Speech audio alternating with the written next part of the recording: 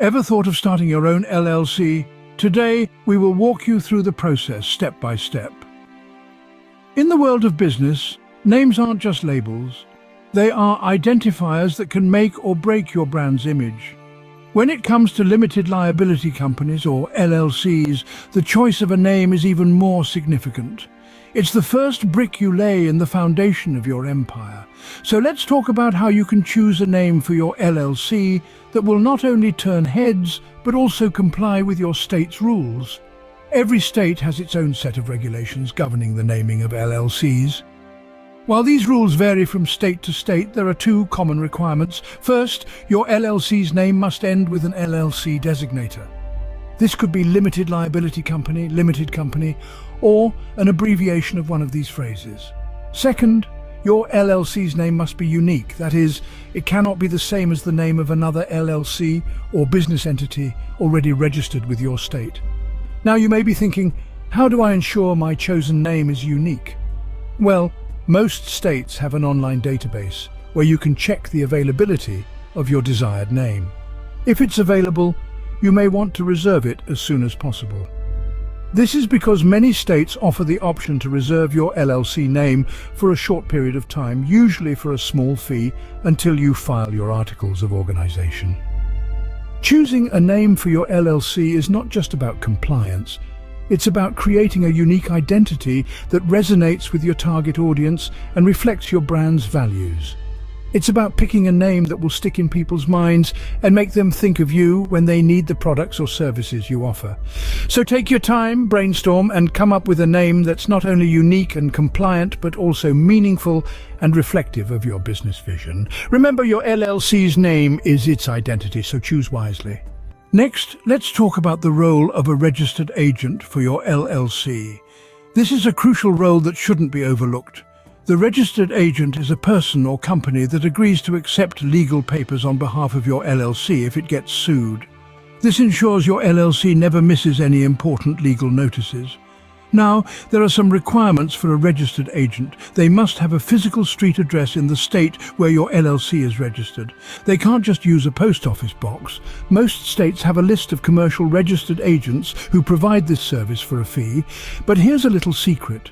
An LLC member can also act as a registered agent as long as they have an address within the state.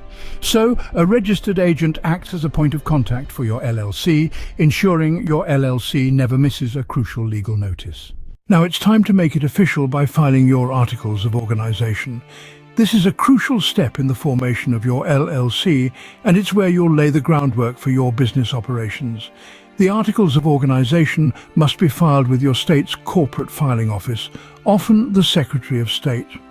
This document is essentially a birth certificate for your LLC, officially recognizing it as a separate legal entity. You can usually complete the articles of organization online or by using a form available on your Secretary of State's website. This is a fairly straightforward process that involves providing some key pieces of information about your LLC. First, you'll need to provide your LLC's name. Remember, this name must comply with your state's rules and should end with an LLC designator, such as limited liability company, or an abbreviation of one of these phrases. Next, you'll need to provide the name and address of your registered agent. This is the individual or company that agrees to accept legal papers on behalf of the LLC if it ever gets sued, so make sure they're reliable.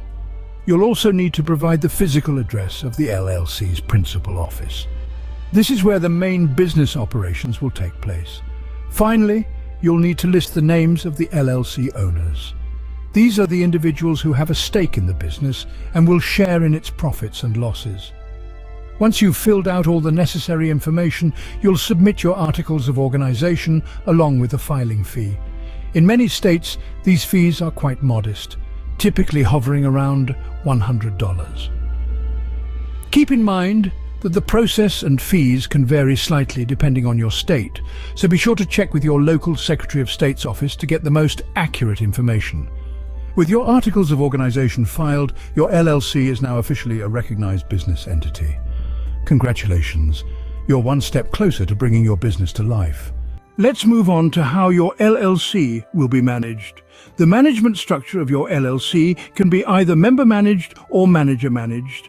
In a member-managed LLC, all members participate in the day-to-day business operations. It's like a democracy, where everyone has a say in the business decisions. On the other hand, in a manager-managed LLC, the members appoint one or more people or entities to manage the LLC, similar to how a board of directors oversees a corporation. The manager could be a member or a non-member.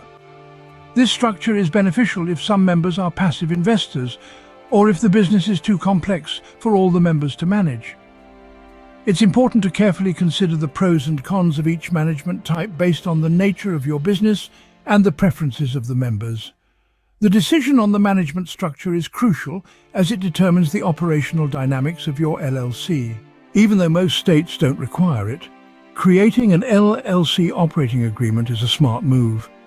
Let's delve into what an operating agreement is and why you need one for your limited liability company, or LLC.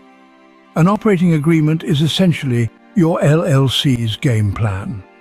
It's an internal document that outlines how your LLC will be run, including its management structure, financial and tax procedures, and what happens if a member leaves the business or if new members want to come on board.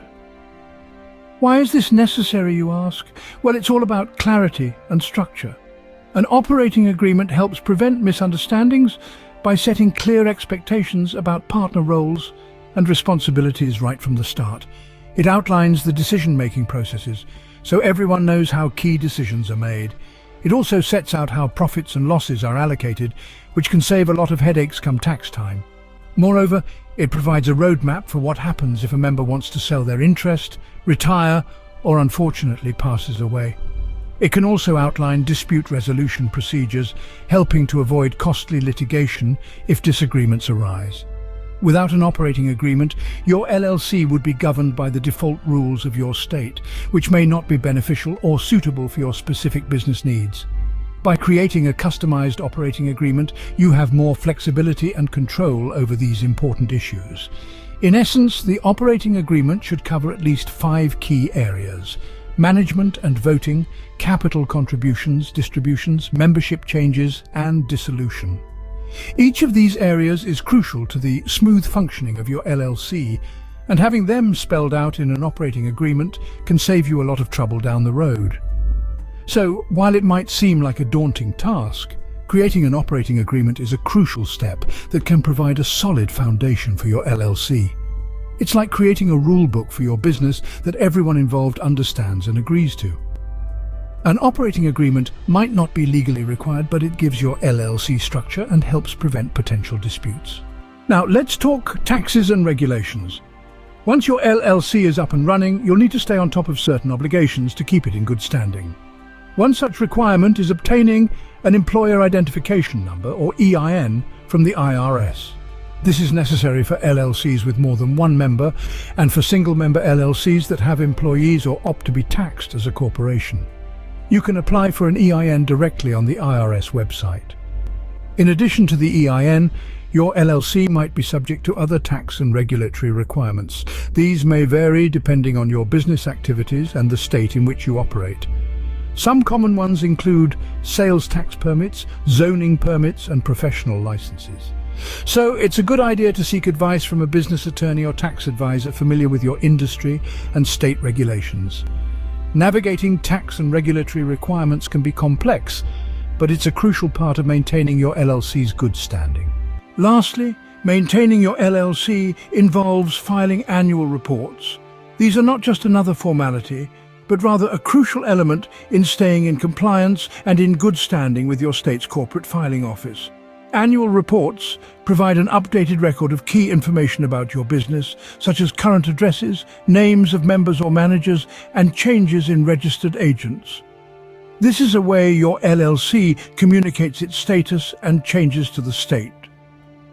It's also important to remember that there's usually a filing fee attached to these annual reports. The fee amounts can vary greatly from one state to another, so it's a good idea to check with your state's corporate filing office for specifics. Being diligent with these reports can save you from unnecessary headaches down the line. like penalties or, in some extreme cases, administrative dissolution. Staying on top of your annual reports helps keep your LLC compliant and in good shape.